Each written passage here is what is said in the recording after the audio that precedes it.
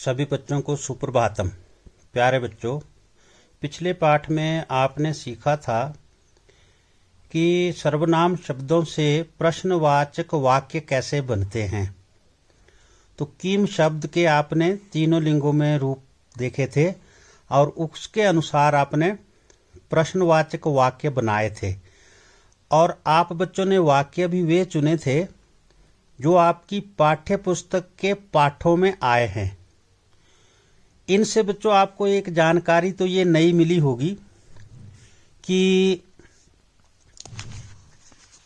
प्रश्न बनाते समय आपने जल्दी से विभक्ति सीख ली और विभक्ति सीख करके आपने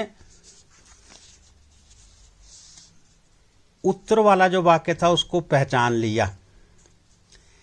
जैसे ये वाक्य है, एक छठे पाठ का है आपका, का ना प्रतीक्षते, तो इसका उत्तर होता है मृत्यु ना प्रतीक्षते। तो का शब्द को आप पहचान गए होंगे कि ये प्रथमा विभक्ति का एक वचन है और इसका जो उत्तर होगा मृत्यु वो भी प्रथमा विभक्ति एक वचन है। काम कृत्वा नरा सुखी भवति, काम कर्मणा सेवते, ऐसे ही इन शब्दों को आप सीखे हैं। व्यवहारे का श्रेयसी, का में यदि प्रथमा विभक्ति है तो आपका उत्तर जो होगा उसमें भी प्रथमा विभक्ति ही रही होगी। आज आप ध्यान से देखो कि सर्वनाम शब्द क्या होते हैं। संज्ञा के स्थान पर प्रयोग किए जाने वाले शब्द सर्वनाम होते हैं, ये आप सभी जानते हैं। संस्कृत में ये तीनों प्रकार से प्रयोग में होते हैं, यानी पुल्लिंग में, स्त्रीलिंग में और नपुंसक लिंग में प्रयोग किए जाते हैं। जैसे एतत् शब्द है, एतत् का मतलब होता है यह, दिस। पुल्लिंग में इसको कहते हैं एषा और स्त्रीलिंग में इसको एषा, आ की बड़ी मात्रा लिखते हैं, और नपुंसक लिंग में एतत् लिखते हैं। अब इसको आप जब वाक्य बनाओगे तो आपने जैसे छठी के एक पाठ में पढ़ा है एषा चषका, पुल्लिंग में है। अगले पाठ में पढ़ा था एषा दोला, ये झूला है। एतत् फलम, तो इस तरह से लिखेंगे। ऐसे ही एतत् का मतलब यह है, तो तत् का अर्थ मतलब होता है वह। पुल्लिंग में तत् का प्रथमा का एक वचन बनता है सा, स्त्रीलिंग का प्रथमा का एक वचन सा बनता है और नपुंसक लिंग का तत् बनता है। तो वाक्य जब बनाते हैं तो प्रथमा के एक वचन के तीनों वाक्य हैं, सा बालका अस्ति, सा लता अस्ति, तत् पुस्तकम अस्ति। इसी प्रकार से बच्चों जब हम इनके बहुवचन के वाक्य बनाते हैं तत्पुल्लिंग के, तत् शब्द के, तो पुल्लिंग का बहुवचन का बनेगा ते बालकाः सन्ति, स्त्रीलिंग का बनेगा ताः लताः सन्ति और नपुंसक लिंग का तानि पुस्तकानि सन्ति। अब आपने यहाँ पर जो अंतर एक देखा, यहाँ सा आया, यहाँ ते आया, यहाँ सा आया स्त्रीलिंग में, यहाँ ता आया, यहाँ नपुंसक लिंग में तत् है, यहाँ तानि आया। ये शब्द आपको मिलते कहाँ से हैं? और ऐसे ही यहाँ एषा, एषा, एतत्, ये शब्द जो है पुल्लिंग में, स्त्रीलिंग में, नपुंसक लिंग में, ये कहाँ मिलते हैं? इनको आप ध्यान से देखोगे। पहला शब्द आपने बच्चों एषा पढ़ा था, एषा चषका। अभी एषा किसका बनता है? ये एतत् इसका मूल शब्द है, ये सर्वनाम है और ये पुल्लिंग में है।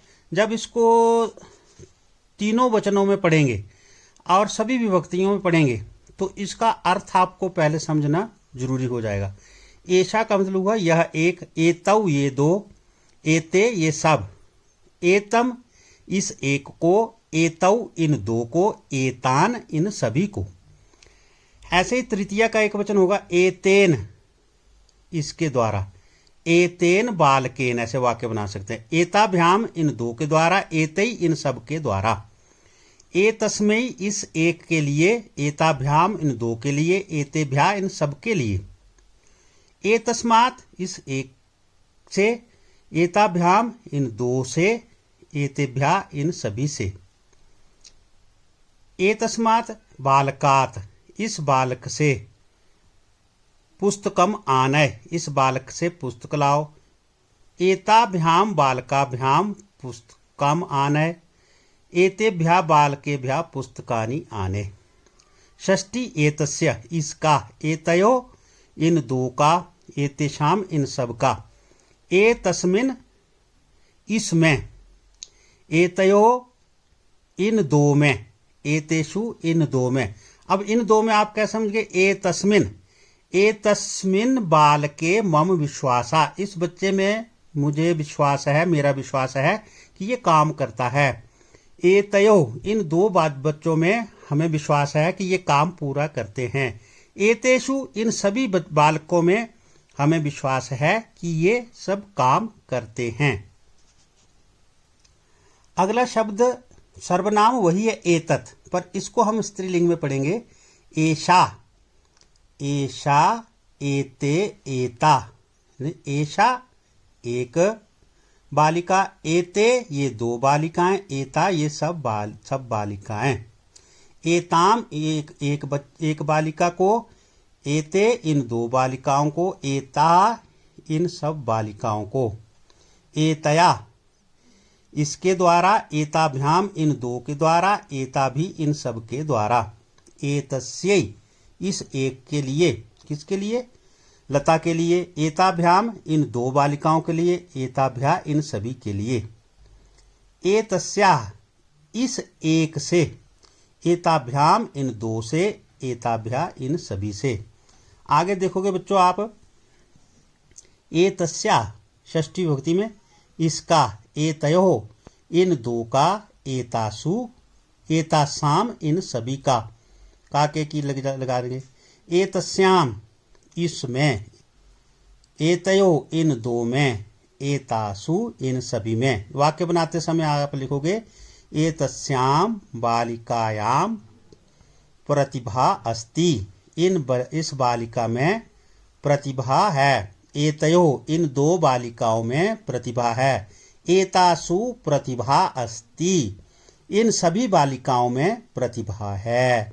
तो इस तरह से जब आप इनको समझोगे, इनको प्रयोग करोगे, तो आपको लगेगा कि सर्वनाम शब्दों को हम अलग अलग प्रकार से प्रयोग कर सकते हैं।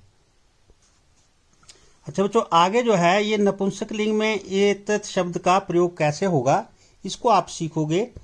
इसमें सिर्फ पहली दो विभक्तियों में ही अंतर रहता है। प्रथमा और द्वितीय के रूप जो हैं वो अलग रहते हैं। बाकी सभी तृतीया, चतुर्थी, पंचमी, षष्ठी और सप्तमी के पुल्लिंग शब्द की तरह होते हैं। एतत् फलम या एतत् पुस्तकम, एते पुस्तके, एतानी पुस्तकानि। ये एक पुस्तक है, ये दो पुस्तकें हैं, ये सभी पुस्तकें हैं। एतत् पुस्तकम, एते पुस्तके, एतानी पुस्तकानि। वाक्य इसी तरह से बनेगा, अर्थ बदल जाएगा। एक पुस्तक को, दो पुस्तकों को, सभी पुस्तकों को। जैसे इनके पुल्लिंग में रूप होते हैं तृतीया में, चतुर्थी में, पंचमी में, षष्ठी में, सप्तमी में, वैसे ही नपुंसकलिंग में भी सर्वनाम शब्दों के रूप होते हैं।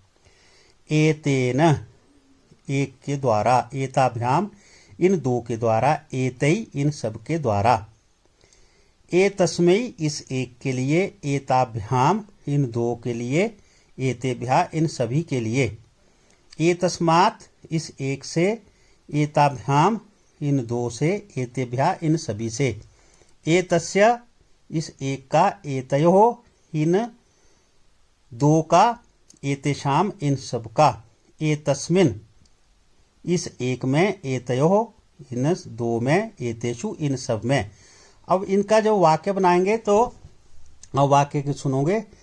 एतेन कलमेन लिखती, एताभ्याम कलमाभ्याम लिखती, एतई कलमई लिखती। या ऐसे कर दो, एतेन एतेन फलेन इस फल के द्वारा, एताभ्याम फलाभ्याम इन दो फलों के द्वारा, एतई फले इन सभी फलों के द्वारा। ऐसे ही फल शब्द के, पुस्तक शब्द के, कमल शब्द के रूप जो है इनके साथ आप लगा करके ये वाक्य आप बना सकते हैं। इसमें तीनों लिंगों में आपने इनको ध्यानपूर्वक समझा। इसी तरह से दूसरे जो शब्द हैं सर्वनाम, उनके लिए भी पुल्लिंग, स्त्रीलिंग और नपुंसकलिंग में विभक्तियों में इनको प्रयोग में लाया जाता है।